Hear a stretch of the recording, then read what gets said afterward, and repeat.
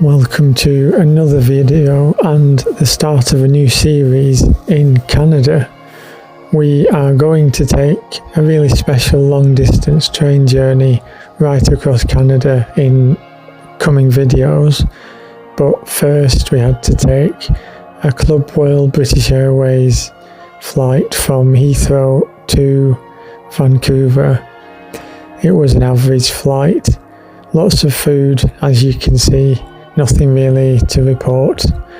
The video will get more interesting after I finish my food and we get to the hotel in Vancouver, so keep watching. If you're new to the channel, welcome. My name is Joe and I have been a travel writer for well over 15 years. I'm proud to have worked with the likes of BBC Travel, National Geographic, Folders, airlines, hotels and tourist boards around the world. I'm exploring the world one unique experience after another, getting lost along the way, and I'm now taking you with me, so I hope you enjoy exploring with me as we explore the world together. So I've just arrived into Vancouver. A bit confusing arriving at the airport. You've got to scan your passport at a self-service machine and print off a piece of paper with your face on it, and then take it to somebody who asks you a few questions, and then I think that was it. There were signs for immigration but I didn't follow them, so I'm assuming I'm in Canada legally. It was a long flight. I've just arrived at my hotel, the Belmont Hotel in central Vancouver. It's quite a small room. Ignore the stuff on the bed. I just dumped everything in. $3 for a box of water. Quite small, but it'll do for a couple of nights. Nice view of the skyline of Vancouver, and bathroom, and no diving bathroom. So that explains the badge that I got at check-in. It's the same as on the floor. I've got a couple of nights here. I've got one full day in Vancouver. There were two attractions that I wanted to go and see that are about, well, one of them's about a 25-minute walk from my hotel, and I've got 25 minutes to get there, and then the other one is about an hour walk from that. So the first place I'm going to tonight is called the Steam Clock. I'll tell you about it when we get there, if we get there in time. It's a landmark of Vancouver, and I've wanted to see it since I came here, but I've only just found out where it is. So we've got about a minute to get there. Right, so we've just missed it. I heard the whistles and saw the steam coming out just as I was turning around the corner. It goes off every 15 minutes, so we'll try again in 15 minutes. You can see the smoke coming out of it. We'll come back again when the chimes are still happening. So the steam clock was actually built in 1977 by a local horologist. It was built in Victorian style, in the same style as a colonial pub landlord in the 1890s built to attract punters to his pub. It's powered, the steam comes from a network of pipes underground that's used to heat central downtown Vancouver, and apparently legend has it was put on that spot to stop homeless people from sleeping on the warm area. I guess it's similar to in New York, where you see the big pipes in the middle of the road with the smoke coming out of them. It's really shifty around here.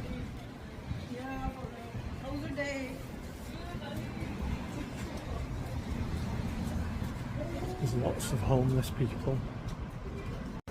So the steam clock is in a part of Vancouver called Gastown. It's the old Victorian quarter. Really picturesque, but it stinks of cannabis.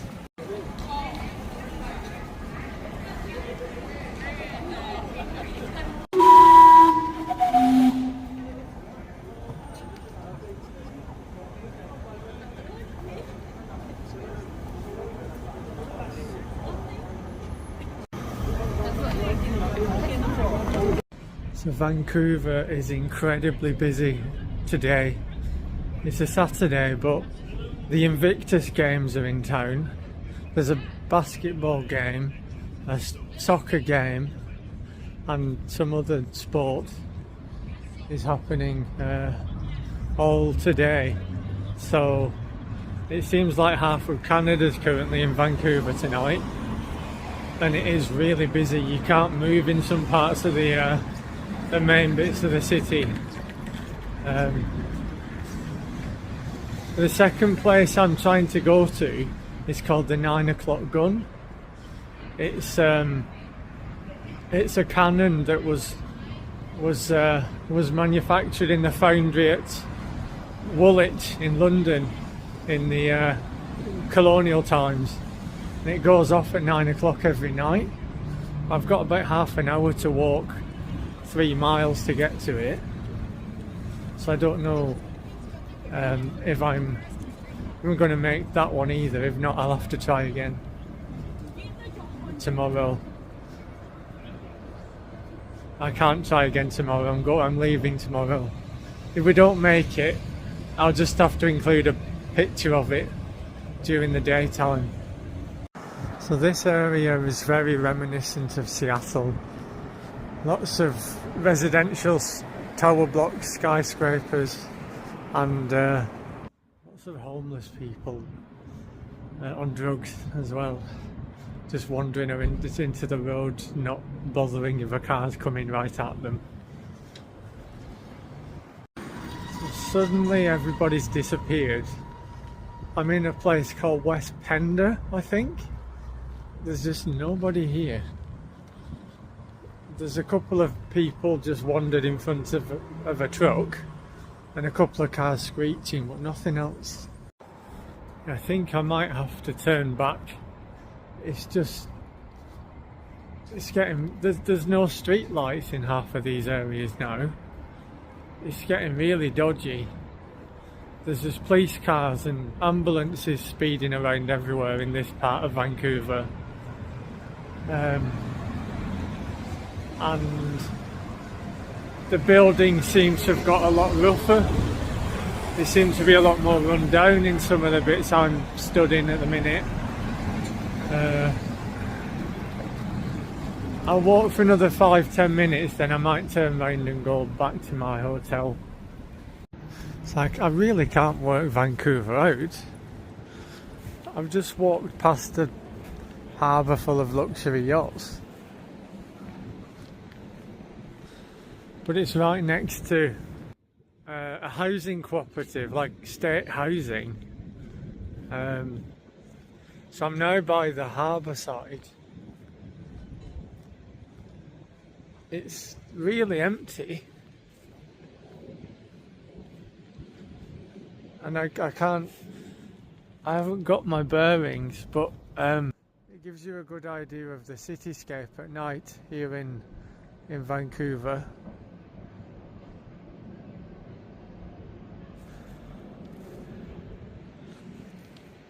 Let's keep walking for a couple of minutes along somewhere around here. I think there's a path that goes all along the harbour front, so I'll keep walking and see if I can get to the 9 PM gun, 9 o'clock gun, or have I come to a dead end? can you see the lights at the top of, I'm assuming those are the mountains. I don't know what the lights are.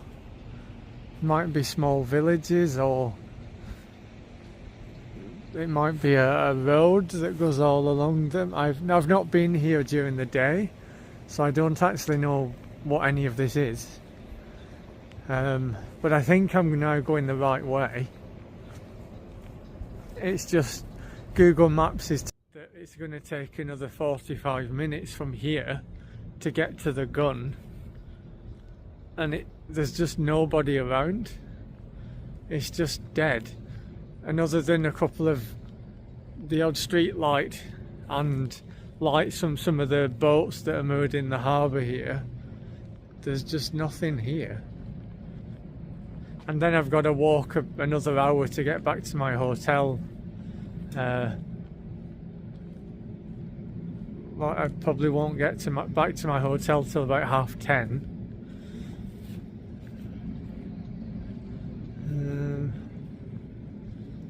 Let's keep going and see where we get to.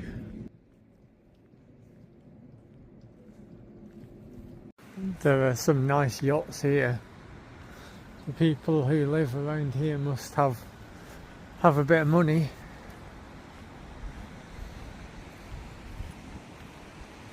I'd say there's probably a good $100 million of yacht in this bit of the harbour.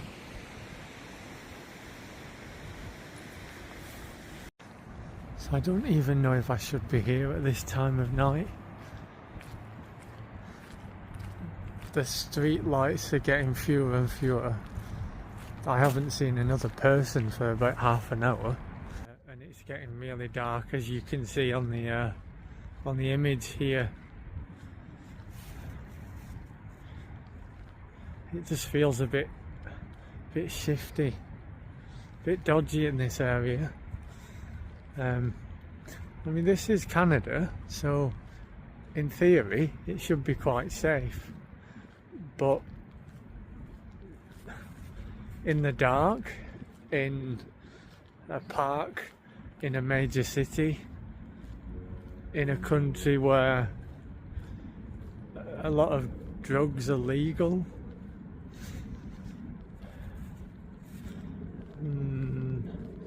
I think I'll give it another 10 minutes and then turn around and retrace my steps.